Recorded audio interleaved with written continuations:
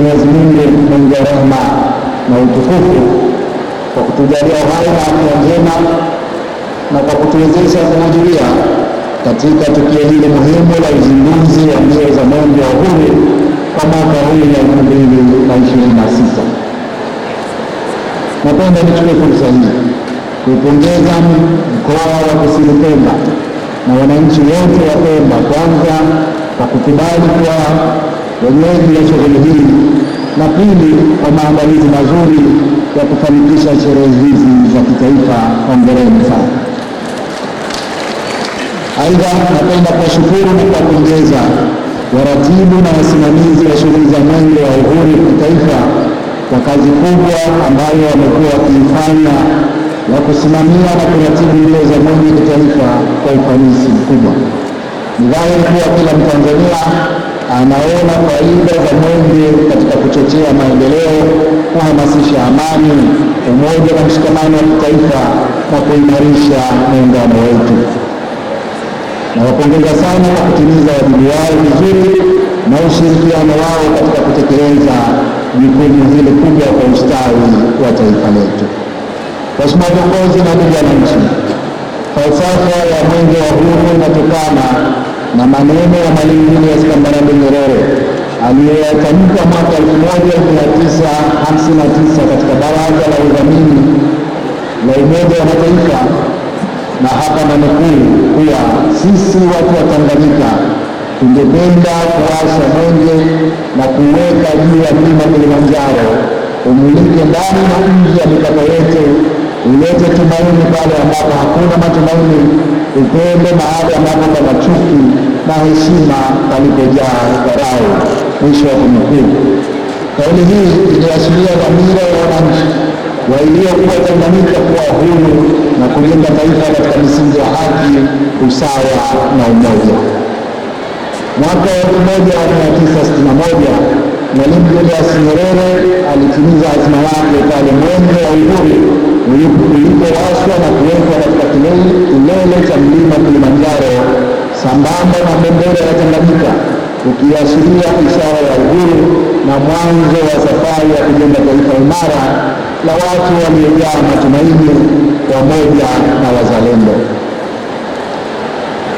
Maudhui haya yaliungwa mkono na muasisi wa taifa la Zanzibar, marehemu Sheikh Abeid Amani Karume, pale aliposisitiza juu ya wananchi kumiliki njia kuu za uchumi, uimarishaji wa huduma za jamii na ushiriki wa wananchi katika shughuli za maendeleo.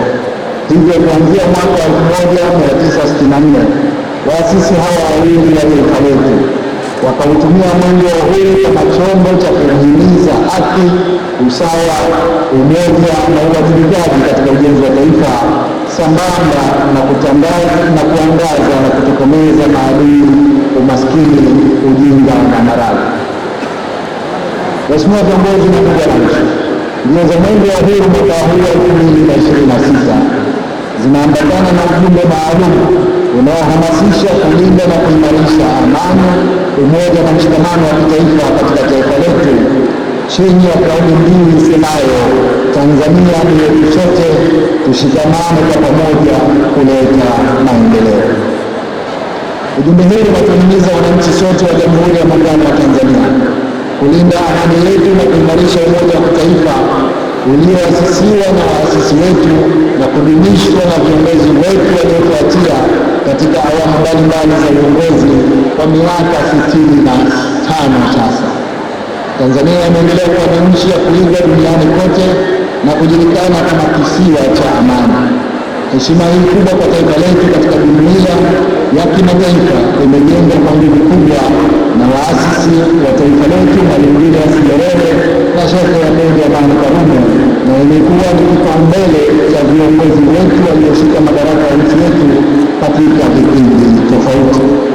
Kwa kutambua umuhimu wa tunu hii ya umoja na amani, Tanzania imeendeleza utamaduni wa kujenga mahusiano mazuri ya kindugu na ushirikiano baina ya wananchi wake, huku msisitizo mkubwa ukiwekwa katika kuheshimu utu wa mtu.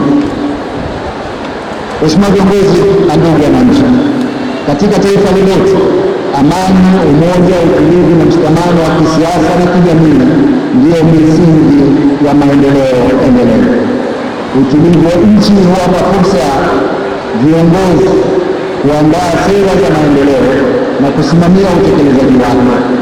Kwa kutambua umuhimu wa umoja na mshikamano wa watu katika jamii, waasisi wa taifa letu katika harakati zao za kujenga taifa imara la Tanzania walitumia lugha ya Kiswahili kuwaunganisha Watanzania na kutokomeza kabisa tofauti za ukabila, rangi, dini, elimu na tofauti za kiuchumi. Walifanya hivyo ili kujenga misingi imara ya umoja na mshikamano wa kitaifa. Waheshimiwa viongozi, ndugu wananchi, mabibi na mabwana, kama yalivyo mataifa mengine duniani, serikali zetu mbili, serikali ya Jamhuri ya Muungano wa Tanzania na ya serikali ya Mapinduzi ya Zanzibar, taasisi za dini, asasi za kiraia, vyombo vya habari na wananchi wote wa Jamhuri ya Muungano wa Tanzania tuna wajibu wa kuhakikisha kuwa muungano wetu, amani, utulivu na umoja wa kitaifa tulio nao vinalindwa, kuimarishwa na kudumishwa. Tuna wajibu wa kulinda misingi ya utu na kuheshimu utawala wa sheria, kusimamia uwajibikaji na utawala bora, kulinda mipaka ya nchi, kuendeleza vita dhidi ya umaskini, ujinga na maradhi, na kuongeza juhudi za kubuni na kupanua fursa za ajira kwa vijana. Waheshimiwa viongozi na ndugu wananchi, mbio za Mwenge wa Uhuru mwaka huu pia zitaendelea kuhimiza mapambano dhidi ya rushwa chini ya kauli mbiu isemayo, kuzuia rushwa ni jukumu langu, ni jukumu lako na langu, tutimize wajibu wetu.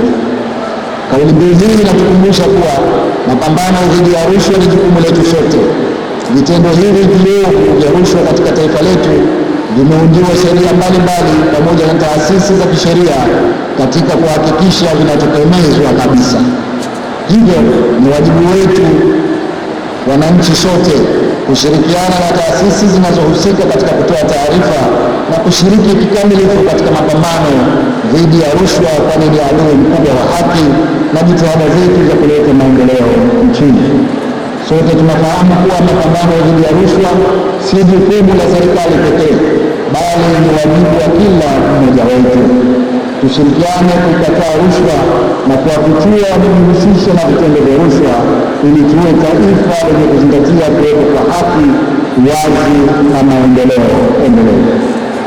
Waheshimiwa viongozi, ndugu wananchi, mabibi na mabwana, ugonjwa wa UKIMWI ni ujumbe mwingine wa mbio za Mwenge ambao umeendelea kuwa changamoto kubwa ya kiafya kwa Watanzania, hususan vijana. Ugonjwa huu kwa mara ya kwanza uliripotiwa hapa nchini mwaka wa 1983 katika mkoa wa Kagera kufuatia ongezeko kubwa la maambukizi ya VVU katika mwaka wa 90 hadi 2000.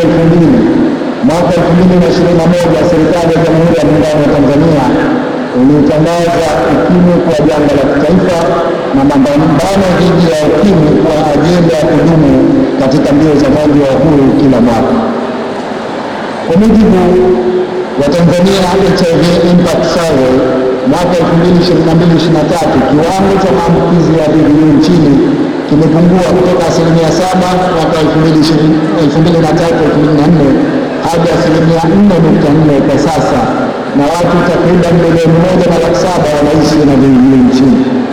Asilimia 92 ya watu wanaishi na virusi vya UKIMWI wanatambua hali zao. Asilimia 98.5 wanatumia dawa za ARV na asilimia 98.1 wamefanikiwa kufubaza virusi hivyo. Hata hivyo, vijana wenye umri wa miaka 15 hadi 24 wanachangia asilimia 33 ya maambukizi mapya, huku wasichana wakichangia asilimia 75 ya maambukizi hayo. Kwa upande wa Zanzibar, vijana wenye umri wa miaka 15 hadi 24 wanachangia asilimia 25 ya maambukizi mapya kwa mwaka wa 2025. Kati ya vijana walioambukizwa, asilimia 55 wa Zanzibar ni wasichana.